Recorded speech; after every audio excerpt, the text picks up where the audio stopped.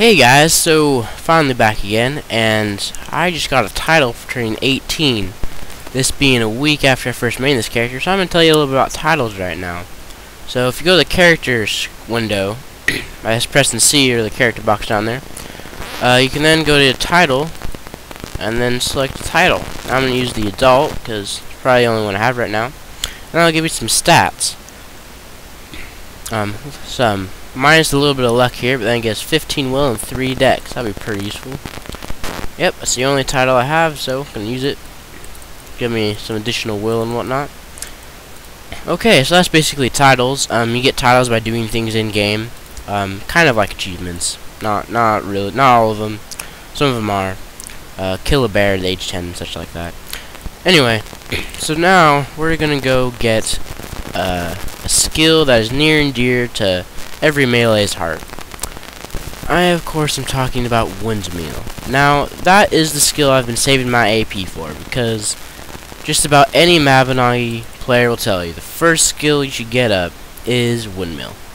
No matter what class, even though it's not a very good word to describe it, no matter what class you go into, you're going to want to get Windmill.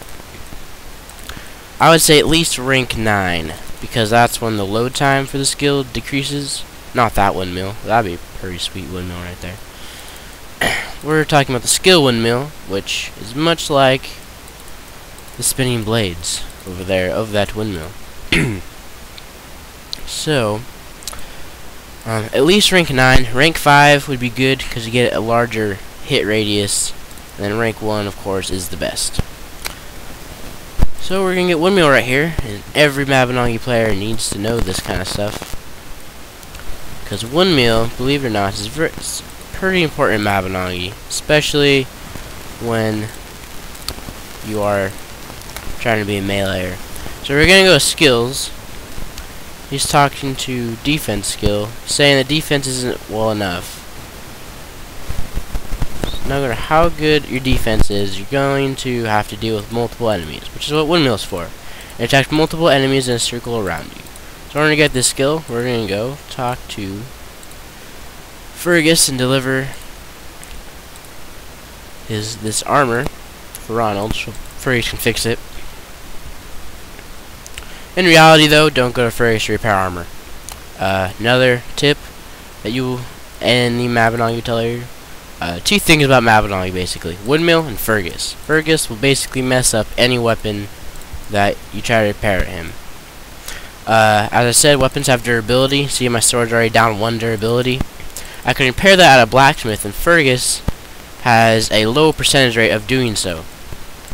And if they fail, they lower your max durability, which makes your weapon last less long. Last a shorter amount of time. There we go. So, you're now talking to Fergus. We delivered him, he fixed it, yada yada. Nothing too important. Now I'll go back to Ronald to get Windmill. So, this is the first really quest skill you're gonna do. It's like a mini quest, basically, to get Windmill. Other skills you have to do quests to get.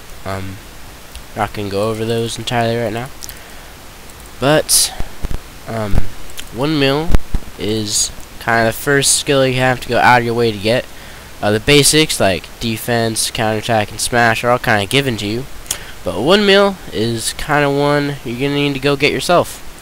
But that's alright, because Windmill is awesome enough to do that.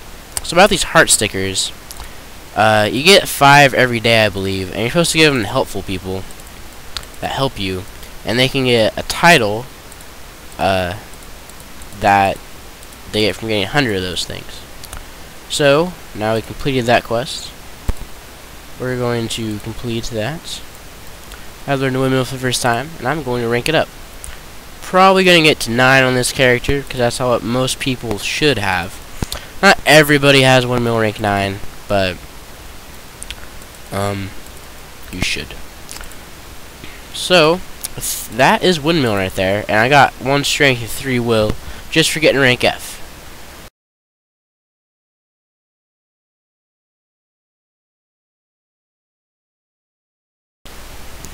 Okay, hi guys, and we're back. So, I cut the video of Windmill because it got super lame after I got the skill.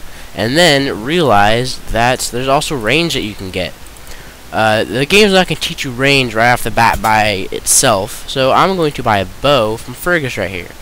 It's a nice, simple, short bow, 400 coin, so if you got enough for that, that's good. Really don't like these daily tips, they get very annoying. So I got some arrows from a fox earlier, but I'm going to buy some more. It's really bad to run out of arrows. And I now have the skill of bow mastery, which increases bow strength and whatnot, and archery. So I'm gonna show you a bit of archery, as well as show you how to get Magnum shot. So archery is a pretty good class to choose. Elves are better than humans in it, but humans are definitely passable. There's a couple different range skills. The main ones being range shot and Magnum shot, and then later you got arrow revolver for humans, and a couple different more for elves. So the first thing you want to do to get Magnum shot, so you want to talk to Duncan about skills with the bow equips. He's talking to me about the G13 quest right now. That's not what I want to talk to you about. I want to talk to you about skills. You now give me the keyword Magnum shots. This is also going to tell you how to use keywords, which are very important, especially for like G1 and some other generations and whatnot. So now, we're running off. So tab, I believe I told you, switches weapons. So you can switch to your bow and whatnot. And here's a fox. I'm going to show you a little bit how ranging works. So you click on them, and this time you don't walk up to them, but rather the range skill pops above your head, and an aiming meter starts counting up. Now that aiming meter is the percentage at which you have a possibility of hitting the monsters. Right now I have a 99% shot, so I shoot, and 99% is almost 100, so basically a kill. Show that again. Click, wait for it to load up. 90. So that was 90, but that's still a pretty high percentage. It's pretty easy. Foxes die in one hit, so they're pretty easy to kill with range. I believe. Yeah, I'm training the skill, because you just have to attack anything, so training the skill right now. See, I missed right there because my aiming meter wasn't very high. And that would result in a missed arrow and the enemy taking no damage and all that good stuff. But now we're going to talk to Trevor about Magnum shot. And an interesting thing about Windmill, since this will also be in this video once I cut it, you can use it with a bow, which makes it somewhat easy to chain with archery. Plus you can load archery right after Windmill and do stuff such as that. Windmill foxes and finish it off with a bow. However, Windmill does not take additional bow damage, but rather it will take your barehanded damage. With a sword, it will take the addition of the sword into the Windmill damage. So now we're talking to Trevor, and we're gonna look at this book. We're gonna click over here, go to memo page. We have Magnum shot. So we're gonna click Magnum shot. You can tell us about it, and you said that Ronald can teach us a little bit more about it. So now we're gonna run to Ronald. So this quest is a bit lengthier than Windmill because of mainly the length you have to go. The Magnum shot basically loads just like range. However, it has a bit slower aim time, and it loads a bit slower, but it also ups your damage. I believe Magnum shot rank F will do 200% more, or multiply by 200% rather. So, and if you rank that up, of course it'll do more. So it's basically the range equivalent of Smash. Range attack is basically the normal attack of melee in range form, and Magnum shot is basically Smash in range form. So now we're going to Ronald and learn Magnum shot. Now will be the start of your range destiny class, whatever you want to call it. Classes in Mabinogi are called destinies, which aren't really classes at all. They're just something more of an emphasis, so you can make an emphasis on a ranger and be a ranger destiny. So now we're going to talk to him. To Ronald. We're going to memo down here and go Magnum shot again. And he says we already know about Magnum shot and range attack. So we are going to have Magnum shot. I'm going to learn it, just so it's not the extra little question mark. And then there's that. So I'm gonna go up here to find a wolf and attack it. Actually, no. I'm just gonna quit it here. That's how you get the range skills. You can play with them yourself. So the easiest ones to get into this early in the game are, of course, combat with swords and whatnot, and then bows. Those are pretty easy to start off with. I would recommend melee at first because it's much simpler. Your range requires a little bit more damage to become useful, and a little bit more rank so that it loads faster and whatnot.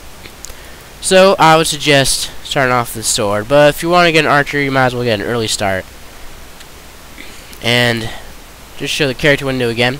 Strength is what a warrior relies on very heavily to do additional damage, while range relies on dex. Dex also adds balance to certain skills, your damage and whatnot. But dex is basically the main skill you're going to use for rangers.